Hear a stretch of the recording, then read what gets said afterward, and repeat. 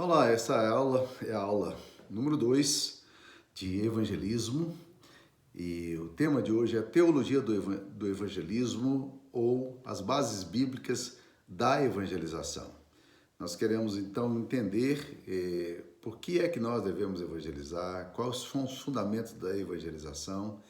E é interessante que quando você vai tratar dessa questão da evangelização, em geral, as atitudes são muito simplistas, deterministas e às vezes até macabras, do tipo assim, nós precisamos evangelizar porque as pessoas vão para o inferno e nós precisamos livrá-las do inferno, o que não deixa de ser uma verdade, mas muitas pessoas tratam de forma superficial a questão da base bíblica da evangelização. Ora condenando e mandando para o inferno aqueles que não creem, ou acreditando que evangelização é uma espécie de adesismo ou proselitismo. E quando alguém se torna um membro de uma igreja local, então nesse exato momento a mágica acontece e ela se torna cristã. Eu sei que esse pensamento não é um pensamento muito comum em pessoas que já têm um aprofundamento maior na teologia cristã, mas ele não é difícil de acontecer em pessoas que, na verdade, são novos convertidos. Não raras vezes eu já ouvi pessoas falando na recepção de membros da igreja que elas queriam se tornar membros para se tornarem cristãs. Eu falo, olha, não. O batismo é um sinal visível de uma graça invisível. Você não batiza para se tornar cristã. Você se batiza porque você se tornou um cristão. O batismo não é um meio para que você se torne um discípulo de Cristo, mas o batismo é o resultado de alguém que é discípulo de Cristo. Então, quando nós falamos na evangelização, é sempre importante perguntar a base bíblica, a teologia do evangelismo, né? E nós precisamos, então, diferenciar e entender que evangelho não é uma coletânea sobre Cristo, não é uma série de informações que você tem acerca de Jesus, da pessoa de Jesus e da obra de Jesus. Muito menos o evangelho é um conjunto de leis cristãs. Há pessoas que reduzem o evangelho a um conjunto de leis, né? Então, se elas guardam determinados mandamentos, se elas cumprem determinados rituais, se elas têm um certo compromisso com a sua comunidade, então, a partir desse momento, elas têm o evangelho. Outras pessoas acreditam que o evangelho é um sistema de princípios altruístas, né? Algumas pessoas que têm a misericórdia e têm o dom de cuidado, olha, ama as pessoas, está preocupado com a ecologia, está preocupado com os animais, está preocupado com os seres humanos, né? E é bom lembrar que muitas instituições que não são cristãs e eventualmente até antagônicas ao cristianismo defendem os mesmos princípios, né? Então a igreja não é uma ONG, uma instituição secularizada.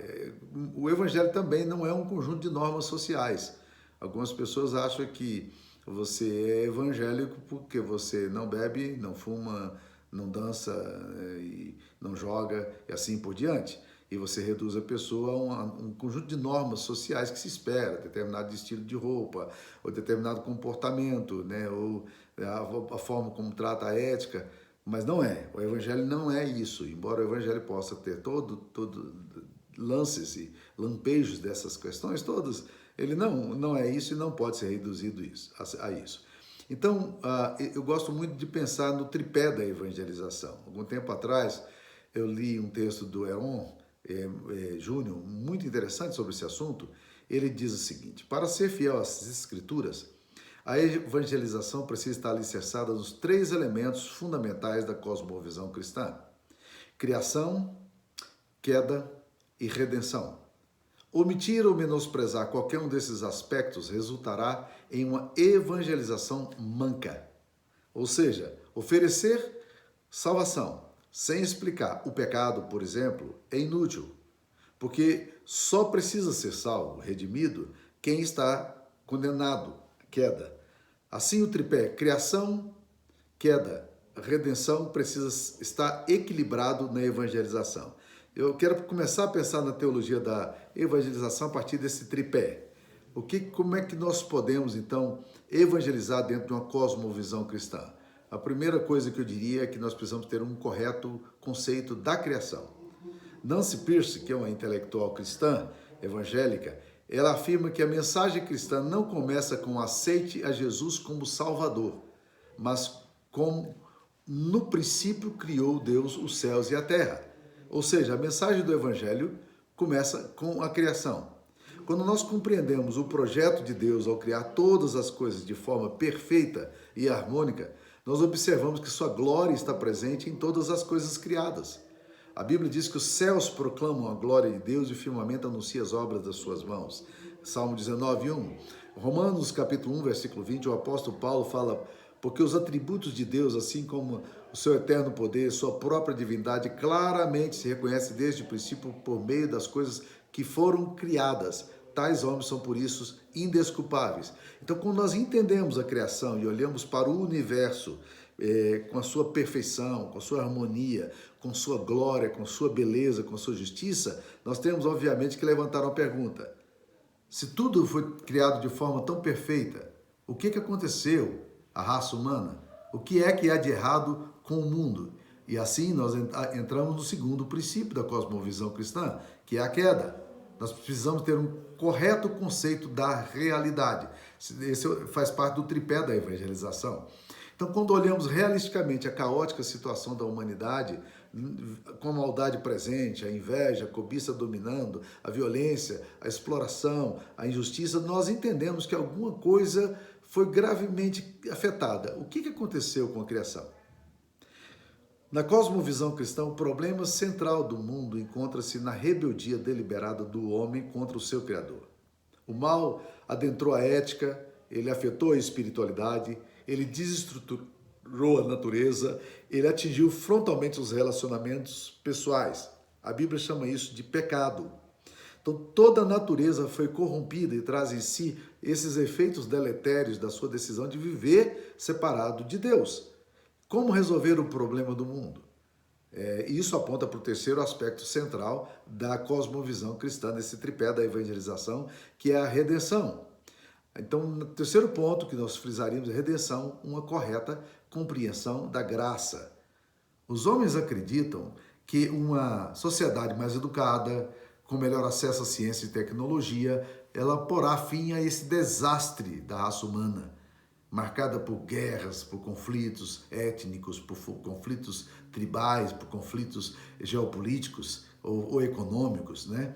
Então, na verdade, os homens pensam que isso vai acontecer. Entretanto, é bom lembrar que as duas grandes guerras mundiais não se deram na África subsaariana e nem se deu num recanto qualquer de uma escondida América Latina cheia de exploração humana e de destituição do valor humano. Não. A Segunda Guerra Mundial se deu no século XX, já na era da industrialização, adentrando os princípios da tecnologia no século XX. E na Europa educada, na Europa ocidental. Então nós precisamos entender que educação não transforma o coração do homem. E nós vamos então para o Evangelho, tentando entender que a redenção ela acontece com a obra de Cristo realizada na cruz. Jesus reconciliou o homem com Deus. Então, portanto, todos aqueles que entendem que são pecadores, condenados diante de um Deus justo e santo, essas pessoas sentem a necessidade de mudança da sua própria vida. Elas sentem a necessidade de se arrepender dos seus pecados e elas aprendem a colocar a sua esperança na obra de Cristo. Ou seja, se você não entender quão terrivelmente pecador você nunca vai entender quão maravilhosa é a graça de Deus para a sua salvação. Se você não entender a tragédia sua enquanto ser humano, você nunca vai entender também a maravilhosa esperança que há na obra de Cristo Jesus e no que ele fez por nós lá na cruz. Para isso, 4 pressupostos são essenciais. Primeiro, a inspiração, autoridade e inerrância das Escrituras Sagradas. Nós cremos que a Bíblia, e não apenas a parte dela, é inspirada por Deus. O apóstolo Paulo, ao escrever na segunda carta a Timóteo, capítulo 3, versículo 16, ele fala que toda a Bíblia é inspirada por Deus. E o termo que ele usa ali é theos pneustos, que é o sopro de Deus. Toda a Escritura ela foi soprada por Deus. sem as verdades do Evangelho, ainda vamos continuar achando que o cristianismo é apenas mais uma religião, entre muitos outros matizes teológicas, ou religiosas, ou filosóficas que encontramos. O apóstolo Pedro, na segunda carta, capítulo 1, versículo 20, ele diz que nós temos que atentar para as palavras proféticas, porque homens santos, movidos por Deus, falaram da parte do Espírito Santo. Então nós precisamos, o pressuposto fundamental para nós na evangelização, o primeiro pressuposto que nós precisamos ter é da inspiração, da autoridade, da suficiência, da inerrância das Escrituras. Nós só pregaremos com ousadia a palavra de Deus se nós entendemos que ela é autoritativa, se nós entendemos que ela é a única regra de fé e prática, que ela é o pressuposto no qual nós vamos firmar as nossas convicções. O segundo pressuposto que nós precisamos ter na evangelização é da universalidade do pecado e da total depravação humana. A Bíblia afirma que todos pecamos e estamos destituídos da glória de Deus, Romanos 3, 23, é que não há um justo sequer, não há quem faça o bem, todos nós nos extraviamos. Se nós lermos o relato das Escrituras Sagradas em Romanos capítulo 3, versículo 9 até o verso 16, é uma descrição terrível da situação do homem em relação a Deus. E Calvino vai enfatizar a questão da depravação total do ser humano.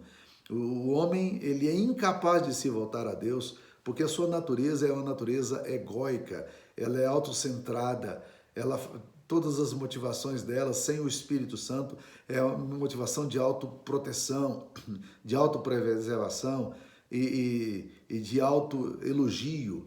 Então, nós precisamos entender que nossa vontade ela foi deturpada, a nossa mente ela foi corrompida. Então, quando as pessoas falam, por exemplo, da possibilidade do livre-arbítrio, a resposta simples é sim, todos os homens têm livre-arbítrio para ir para Deus. Entretanto, nenhum deles tem livre-arbítrio para ir para Deus. Por quê?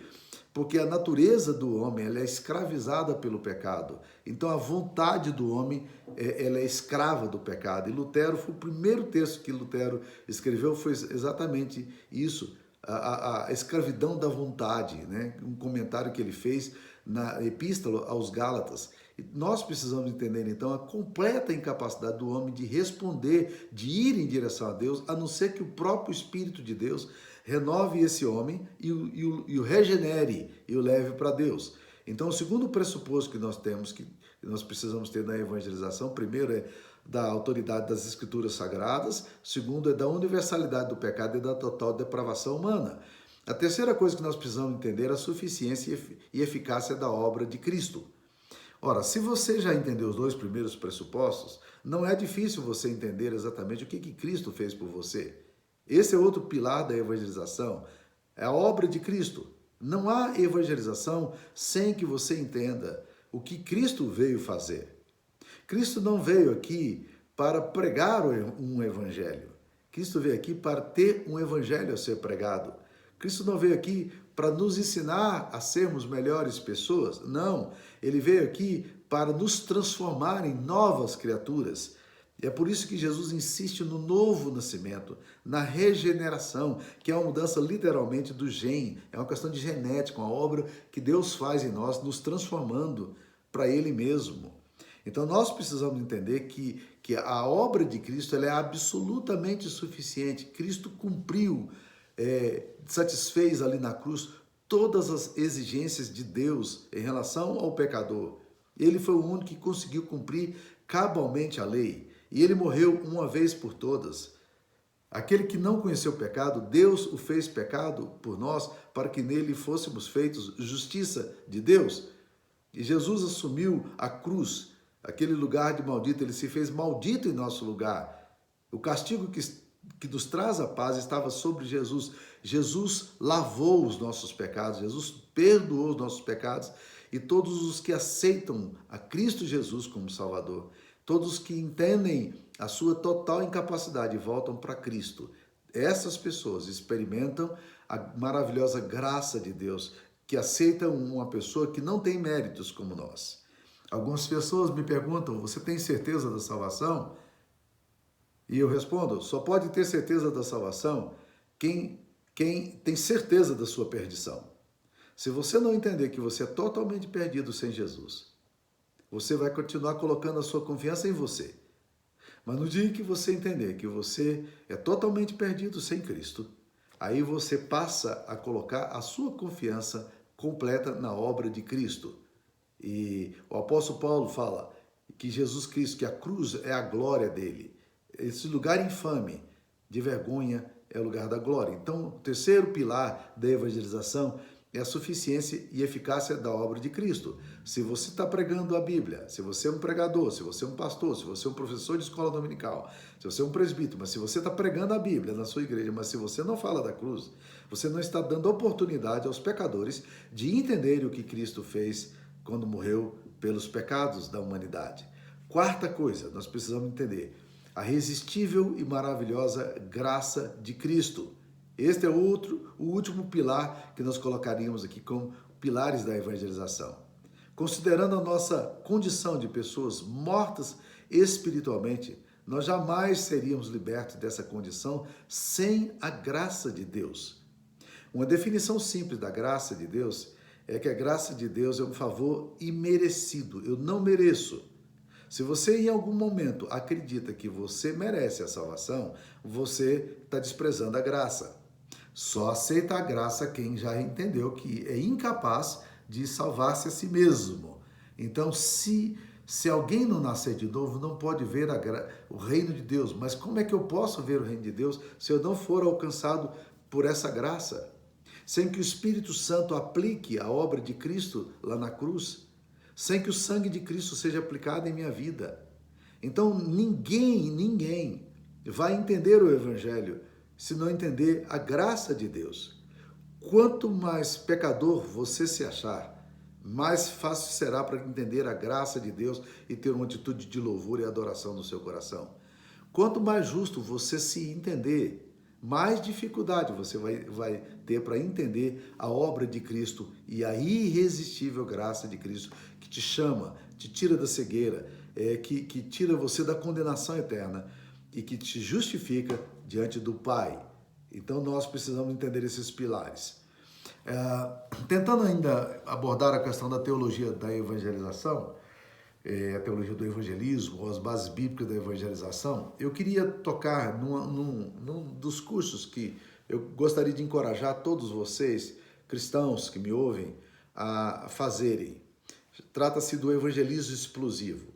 O evangelismo explosivo foi um método de evangelização criado por um pastor presbiteriano na Flórida, em Fort Lauderdale, chamado James Kennedy. James Kennedy saiu do seminário e ele foi trabalhar numa comunidade com 34 membros. E ele conta que depois de 2 anos ele percebeu que alguma coisa estava errada na igreja, porque a igreja dele não tinha mais do que 15 membros agora, pouco mais do que 15 membros. Ou seja, em 2 anos a igreja dele tinha sido reduzida à metade. O que estava acontecendo de errado? Então ele começou a ficar atento à questão da evangelização e como falar com as pessoas que vinham à igreja. E ele criou um método de evangelização que tem sido traduzido, aplicado no mundo inteiro. E no Brasil nós temos alguns homens aí que fazem esse tipo de abordagem, esse tipo de trabalho, e fazem clínicas em grandes cidades e igrejas a convite. E eles fazem a clínica do evangelismo explosivo. E é muito bom a abordagem, porque o evangelismo explosivo, ele tenta mostrar, dar essa base bíblica da evangelização, e eu acho que James Kennedy, então, fez isso de uma forma maravilhosa. Bem, só para sintetizar a história do James Kennedy, a igreja dele, quando ele faleceu, ela tinha 6 mil membros, e ele sempre usando o mesmo critério. Ele começava com 2 perguntinhas que ele chama de perguntas de diagnóstico. A primeira pergunta é: você já chegou ao ponto da sua vida espiritual em que você tem certeza da vida eterna? A segunda pergunta de diagnóstico, que ele chama de diagnóstico, é a seguinte: se você morresse hoje, chegasse ao céu, e Deus lhe perguntasse por que eu devo deixar você entrar no meu céu, o que você responderia? Bem, ele disse que boa parte das pessoas, quando ele perguntava, você tem certeza da vida eterna? As pessoas respondiam, nós não podemos ter certeza da vida eterna, nós somos pecadores, nós somos falhos, quem é que pode orgulhosamente dizer isso? Ele disse, você sabia que a Bíblia fala que nós podemos ter certeza da vida eterna? Quem crê em Cristo tem a vida eterna, né? Aquele que não crê, aquele que crê já passou da morte para a vida, porquanto crê em Cristo Jesus. E ele então começava a citar aqueles textos conhecidos de 1 João 5,13, né? João 3,16, porque Deus amou o mundo de tal maneira que deu seu Filho unigênito para que todo aquele que nele crê tenha a vida eterna, não terá a vida eterna. Diz, Jesus está prometendo vida eterna àqueles que creem. Então, baseado no que Cristo afirmou, nós podemos ter certeza da vida eterna. E ele expunha o Evangelho em 5 pontos, eu vou falar desses 5 pontos, mas na segunda pergunta, quando ele expunha o Evangelho, ele voltava a perguntar, bem, agora que você ouviu tudo isso que eu te falei, eu queria perguntar novamente, se você chegasse ao céu e Deus lhe perguntasse, por que eu devo deixar você entrar no meu céu, o que você diria? Em geral, algumas pessoas, depois de ouvir toda a explanação do Evangelho, ainda costumavam dizer, eu sou uma pessoa boa, eu procuro fazer o que é certo. Ele diz, não, eu acho que você não entendeu e eu tenho que recomeçar agora explicando novamente o Evangelho. Pois bem, James Kennedy trabalha o evangelismo explosivo em 5 pontos, inclusive eles trabalham muito na questão da dinâmica de treinamento em 5, pegando a mão e colocando os 5 pontos. O primeiro ponto que ele abordava era exatamente o ponto da graça, são 5 princípios teológicos. Primeiro, a graça. Ele falava, a vida eterna é um presente, a vida eterna é um dom de Deus. E ele citava Romanos 6, versículo 23, né? Porque o salário do pecado é a morte, mas o dom gratuito de Deus é a vida eterna em Cristo Jesus. Ele citava Efésios 2, 8, 9 a 10, que falava, né? Que pela graça sois salvos, mediante a fé, e isso não vem de vós, é dom de Deus, é um presente. Então nós não podemos entender que o céu é mérito. A salvação não é comprada, não é por obras, não é merecida. E ele então citava a palavra de Deus para fazer isso. E para dar o exemplo, ele falava, imagine um presente de um amigo que você recebe. E essa é a ilustração clássica que ele usava. Ele dizia o seguinte, quando você recebe um presente, imagine que você recebe um presente muito, muito específico, muito caro de alguém que ama você e que resolveu te dar um presente. Quando você recebe o presente, imagine se você dissesse, não, eu não quero receber esse presente, eu não posso receber esse presente. O que aconteceria se você rejeitasse esse presente? Não seria uma afronta para um amigo que ama você, querendo te dar um presente e você orgulhosamente dizendo, não, eu não quero? O segundo princípio que ele abordava era o princípio de quem é o homem. Quem é o homem? E ele afirmava, o homem é pecador. Todos pecaram e destituídos estão da glória de Deus. Romanos 3, 23. E aí ele tentava explicar o que é pecado. Pecado é tudo aquilo que não agrada a Deus. Ou como define a nossa confissão de fé, é toda transgressão da lei. Então, ele usava um exemplo simples para explicar. Se você pensa que você é uma pessoa boa, deixe-me dizer uma coisa. Os psicólogos afirmam que você tem cerca de 60 mil pensamentos por dia. Imagine que você seja uma pessoa muito boa e que só 10% dos seus pensamentos diários sejam pensamentos ruins. Bem, você já teria 6 mil delitos diariamente. Mas vamos supor que você seja excelente e que apenas 1% dos seus pensamentos sejam ruins. E você então agora teria apenas 600 delitos diários. Imagine você chegando diante de um juiz e dizendo ao juiz, não, eu sou uma pessoa boa, eu só cometi 600 delitos hoje. O que o juiz diria para você? Então, o homem é pecador, ele transgride pela sua própria natureza e ele não pode salvar a si mesmo, porque o padrão de Deus é um padrão muito alto. Mateus 5,48, Deus afirma, sede santos porque eu sou santo. Esse é o padrão de Deus. O padrão de Deus é nada mais, nada menos do que a sua santidade. Mas imagine que você ainda continue imaginando, pensando que você é uma pessoa muito boa e que você vai fazer uma omelete e você pega uma dúzia de ovos e você quebra 11 ovos bons e o último ovo que você quebra na omelete é um ovo estragado.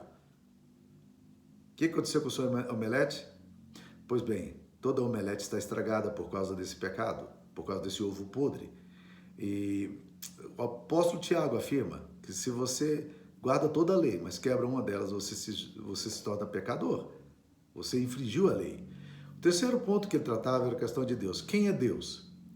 Esse é um conceito muito importante para essa geração, porque ele dizia, Deus é misericordioso, é gracioso, mas Deus e por isso ele não quer punir os nossos pecados. Mas ao mesmo tempo Deus é justo e, portanto, por causa da sua justiça, ele precisa punir os nossos pecados. Se Deus deixasse os pecados da humanidade sem punir, significaria que ele, na verdade, é um Deus injusto.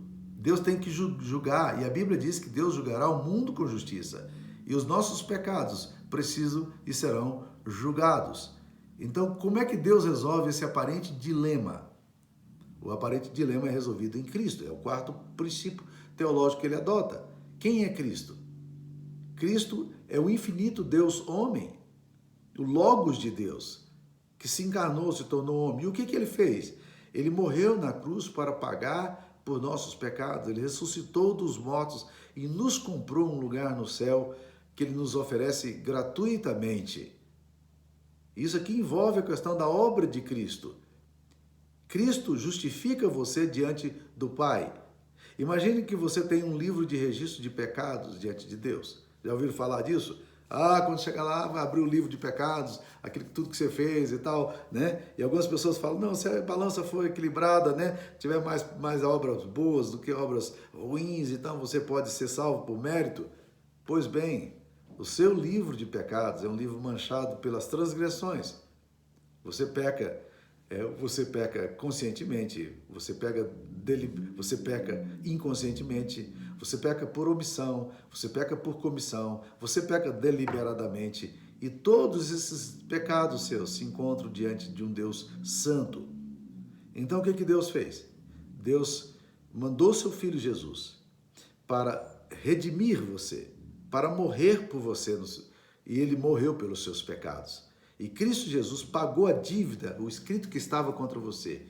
E quando lá na cruz, Jesus Cristo está morrendo, ele diz ao Pai, tudo está consumado. E a melhor tradução dali seria, tudo está pago, não tem nada mais a ser acertado. Eu já paguei o pecado do homem falho, do homem pecador. Eu já o justifiquei por meio do meu sangue. Isso foi o que Cristo Jesus fez.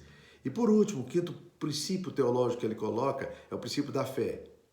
Ele tenta desmistificar o fato de que muitas pessoas acreditam que fé é um mero conhecimento intelectual. Você tem algumas informações sobre Deus, informações sobre a Bíblia, informações sobre Cristo, informações sobre o Evangelho, informações sobre o Espírito Santo, mas fé não é um conhecimento intelectual. E fé também não pode ser comparada à fé temporal. O que é a fé temporal? São aquelas pessoas que nos momentos de crise, elas então passam a crer, elas se tornam crentes. Né? Já viram esse tipo de atitude?